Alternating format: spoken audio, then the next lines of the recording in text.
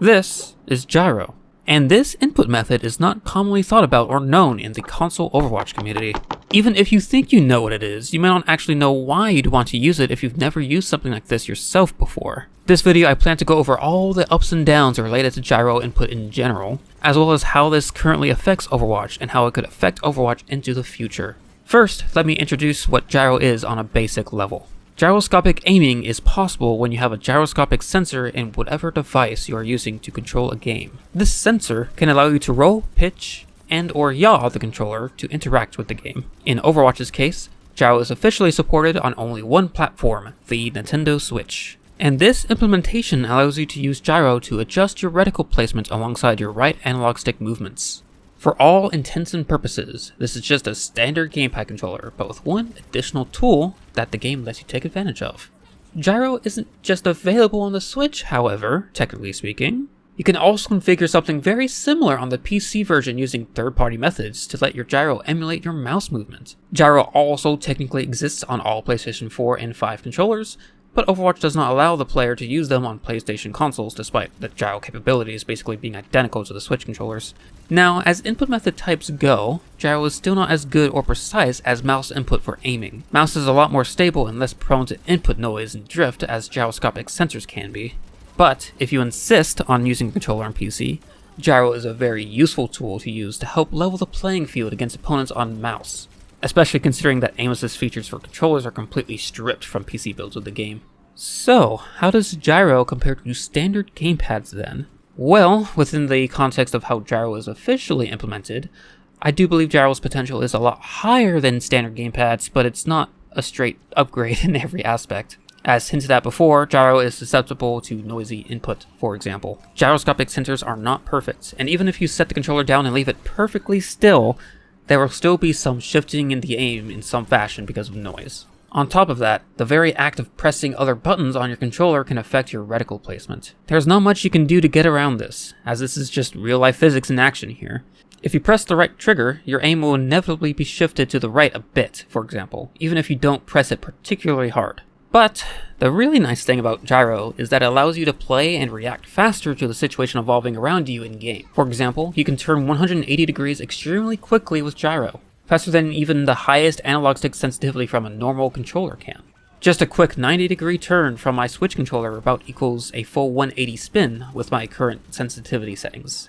And on top of that, you can stack the gyro input with your right analog stick, which can make your turn even faster for huge macro adjustments in your aim. One of the last major benefits is that gyro can free up your right thumb to use face buttons while you aim, allowing for more flexible control schemes that allow you to use any button in any given time without needing a claw grip. Here is how I have my gyro controls configured on both Switch and PC. First, the Switch. In order to get gyro aim to function on the Switch version of Overwatch, you must go into your options menu and go into the Controls tab. In the General section, you will see a section labeled Gyro. This is where you can enable or disable your gyro and mess with other settings to help fine-tune your experience. On screen, I have all of my current settings that I use on Switch for my controller in general, should you want to copy what I have. You may notice that I have my yaw sensitivity completely zeroed out. This is because it's a seriously bad idea to have both yaw and roll active for horizontal reticle rotation. These axis rotations can fight against each other and make your gyro aim feel very unresponsive horizontally. So pick an axis you prefer, yaw or roll, and stick with one and only one. I personally prefer roll, as I can just steer my controller like it's a steering wheel to control my horizontal aim. It feels intuitive to me, but yaw may be preferable to some other people too, and that's fine. If you come from Splatoon, yaw is what Splatoon uses to read your horizontal aim, so you may want to use that if you already have gyro muscle memory from that series of games. Now, as a general principle that I've set for my own preferences, I try to use gyro mainly for micro adjustments for aim, while I use the right analog stick for macro adjustments and recentering my aim. This is why my analog stick settings are tuned in a way that maxes out sensitivity, as I am not looking for precision with analog stick movements, because that's what I'm using gyro for, which is using fairly low sensitivity values in contrast. On PC, you have a few choices in controllers that can work. You can use a Switch Pro controller, PlayStation 4, or PlayStation 5 controllers. Also, technically, the Steam Deck itself can work if you know how to get the game running on that. Plugging them in via USB should work fine, though I am unsure if their gyro functions can read through some other wireless solution. USB should work. Next, you will need Steam. Steam is the piece of software we will use that will allow us to configure our controller's gyroscopic sensor to emulate our mouse movement. When you have Steam fully set up, go into the Steam drop-down menu on the top left and go into Settings. Next, go into the Controller tab and enable Steam inputs for either the Nintendo Switch or PlayStation controllers, whichever type of controller you have that has a gyro. If you have a Switch Pro controller, you may want to consider enabling the Nintendo button layout. The Switch Pro controller's face button layout is a bit different than other platforms, so choose whichever button layout here feels the most natural to you. Close out of the Settings menu and go into your Steam's game library. On the bottom left, you should see an Add Game button. Press that and you will see a drop-down menu show up. You want to click on Add Non-Steam Game. From there, you will need to click on the Browse button to search for the game's executable. Navigate to wherever you have the game installed and go into the _retail_ folder. You should find the file exactly called overwatch.exe. Once you've accepted this selection, this should bring you back to that list that popped up from before, adding your selection to that list. You can now check that file and hit the Add Selected Programs button. After all this, you should now see Overwatch in your Steam library as a non-Steam game. Select Overwatch in your library and you should see a controller layout option you can click. Clicking this will pop up a new menu that will allow you to configure how your controller's input will behave. For the most parts, we can leave all of these on default, as we can manually configure button binds in-game. What we really care about is the gyroscopic specific settings. After making sure you have the right controller selected on the top of the configuration screen, select Edit Layout. There should be a tab you can navigate to on the left side called Gyro. From here, you want to change the gyro behavior to as mouse. Then, after that, click on the gear setting icon to the right of that to get into more advanced settings. The sensitivity you set here will depend on your Windows mouse sensitivity settings. You can return to this menu later to tune this to something you feel comfortable with. Scrolling down a bit, you'll see a Gyro Enable button. I'd recommend having a button set up to toggle gyro on or off, so that your mouse cursor isn't completely moving around during menus or hero select, so you can just toggle it on or off as you see fit. I have the square capture button set to toggle on my Switch controller, but choose what you prefer. Lastly, check which axes you want the horizontal axis rotation to be. Just like on Switch, I prefer rolling my controller like a steering wheel to shift my aim left and right, but for whatever reason on Steam, the naming is flipped for my Switch controller. It may say yaw, but it's actually on roll, and vice versa. And there you go, you're all set. Back out of the controller settings menu, make sure you close that window completely, and you can now launch Overwatch through Steam. If you don't launch the game through Steam, Steam input will not work, meaning no gyro. Also, when launching the game through Steam, you will need to manually enter your account's login information since you are not launching from Battle.net. You may still need to enter Battle.net to update the game, but otherwise, Battle.net is not needed. Once logged into the game, you can go into the settings menu and start tuning your button bindings from there.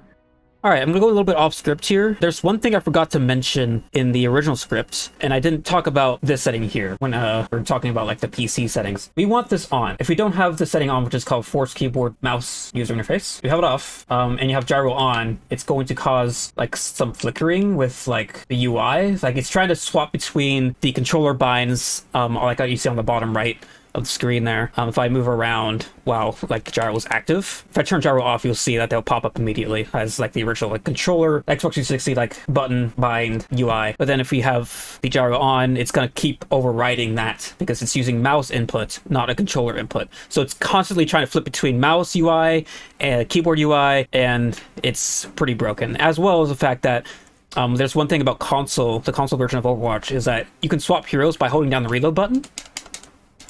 But unfortunately, that doesn't really work when you have gyro enabled. It overrides the controller UI completely. So what you need to do is first go here and turn this back on. This will completely override the flickering effects. It'll force the keyboard user interface instead, but you will still need to find a way to bind a button to swap heroes. And I personally have it on the left D-pad button, but you will need to find a button for it because you can't use the whole reload button on the PC version using gyro. So that's all I needed to say there. If you already have an account on PC, I would recommend using a new account that's just for gyro aim. Gyro aim uses a completely different mechanical skill set, so you can't reasonably expect that you'll be able to play at the same level that your main account is for the matchmaker.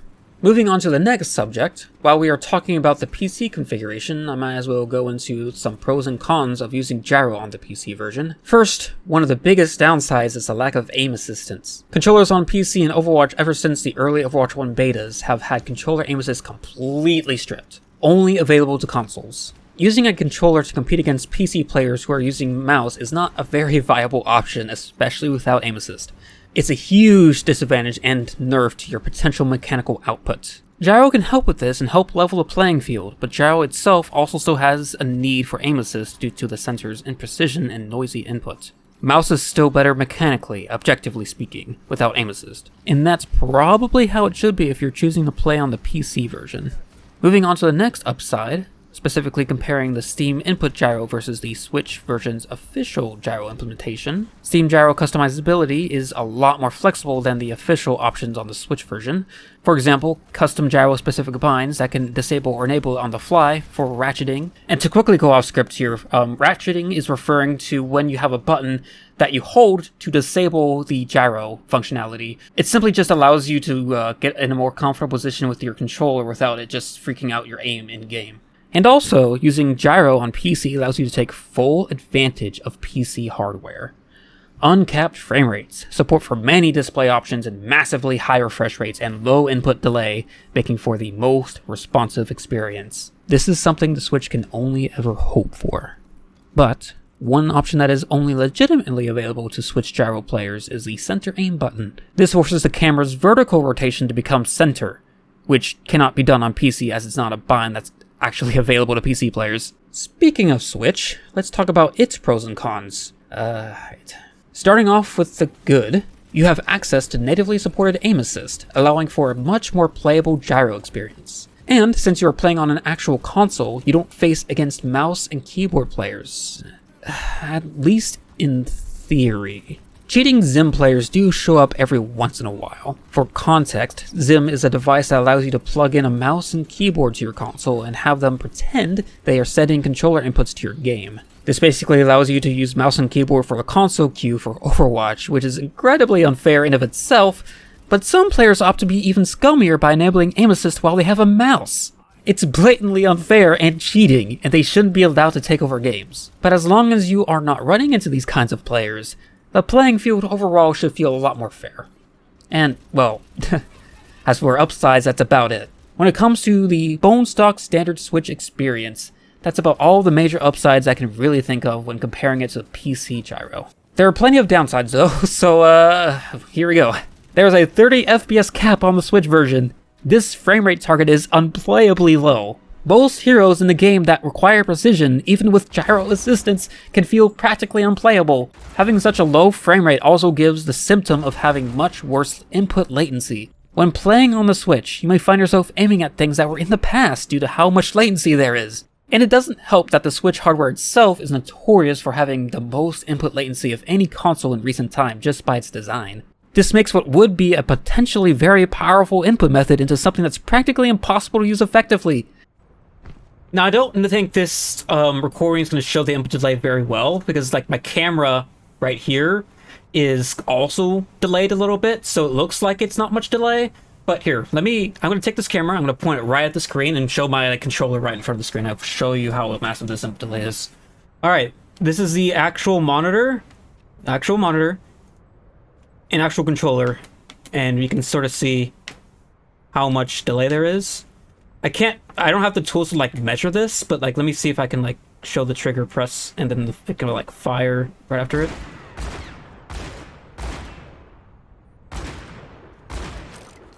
I'm not sure how many frames that is. I'll probably count that in post, but that's quite a lot of delay for a game like Overwatch where it's so fast. So yeah, that's the stock experience. So I will note that the footage you've been seeing before this is in 60 FPS, even though it's on the Switch, and I will get into that later in the video. You'll see why that is in a bit. But the bone stock Switch experience is at 30 FPS, and it's basically unplayable if you ever want to try to like get good at it. It's fine for if you just want to stick to casual, but you know, it's can't get much worse than 30 FPS. Next downside isn't as big of a deal breaker, but it does still matter. The target rendering resolution on the Switch while docked is 1600 by 900 pixels. There's a dynamic resolution system in place as well, where if the game starts to lag due to GPU load, it will lower the rendering resolution down to a minimum of 1120 by 630. At the very least, these resolutions aren't super low to the point of making things hard to see too much. This next downside though is another big one though. Asset streaming is very slow. Asset streaming refers to how game assets, models, textures, animations, sounds, etc. are loaded into the game in real time. This normally doesn't matter too much when you queue into a game and you go through the full setup time, giving the game plenty of time to load everything. But if you ever backfill into a game in quick play or arcade, you best be ready to have enemy players running around that you can't see for 30 seconds. It's such a bad risk reward proposition when thinking about the decisions you can make. Also, this is a backfill situation on the Switch, so asset streaming is going to be kind of hell. I won't be able to see enemies, probably, or at least not all of them.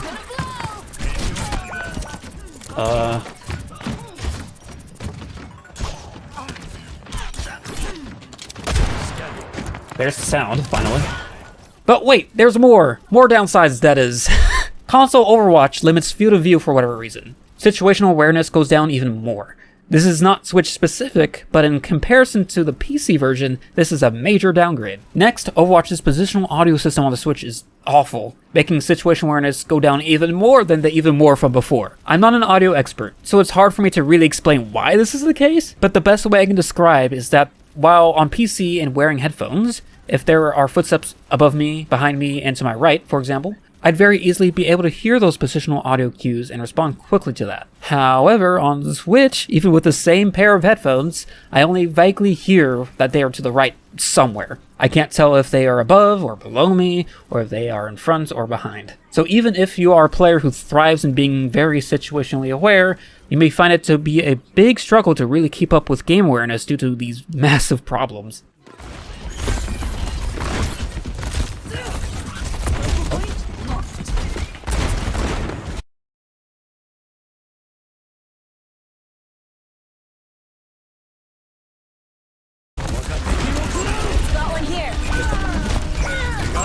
How am I hearing this?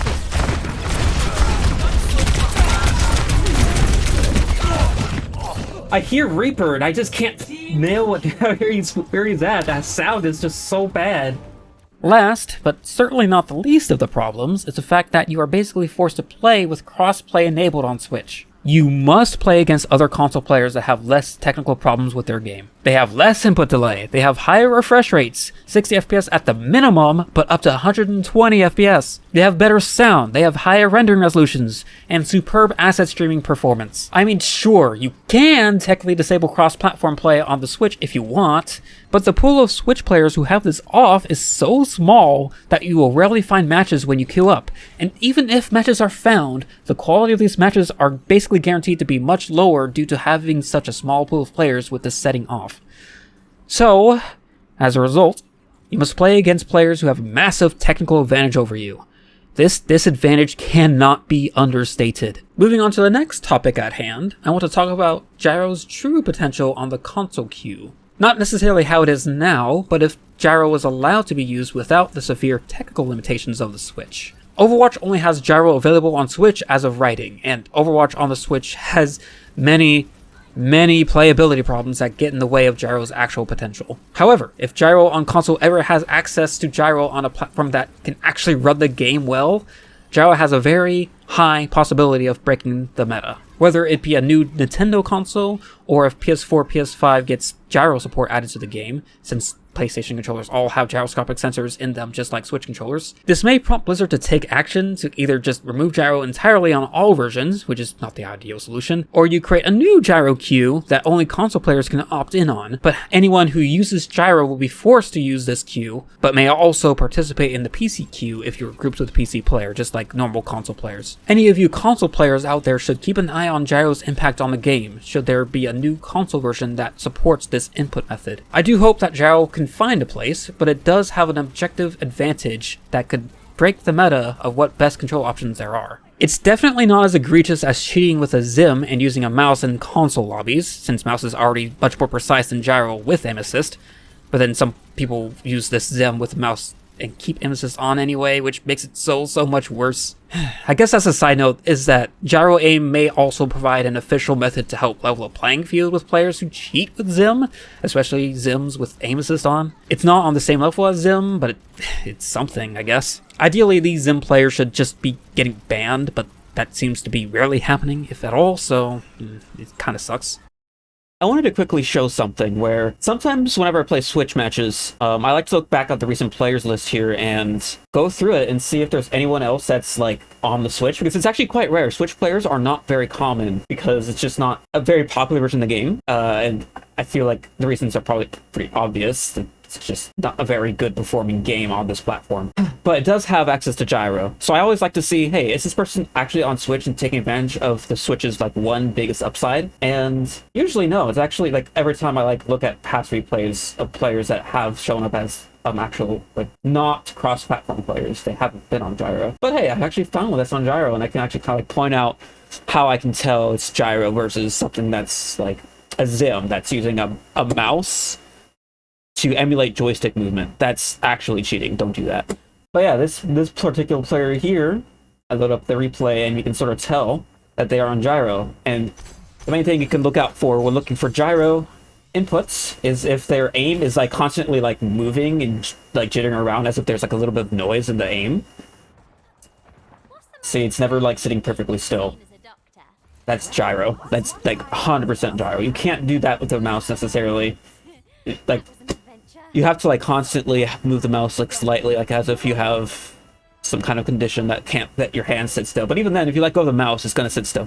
But the gyro, the only time a gyro input's gonna sit still is if they pause the game, where there's no more input like going through the actual player. So I always find that fascinating. I was Ash here. I was also on gyro. Also, one more thing: whenever a player dies that has gyro enabled, you'll notice that their gyro input stops when they're dead. But they still have analog inputs show through. So like, if you look here, once they're dead for like a little while, it's just analog stick input. You can see that, hey, that's analog stick movement, analog stick movement, analog stick movement, analog stick movement. There's no more noise, because for whatever reason, how Overwatch's like coding works, it no longer sends gyro like input to the server to be recorded for a replay when you're dead for like about a second or two. It's weird, but it's also like a pretty clear sign that, hey, this player is definitely on gyro. That's like one obvious sign you can look for.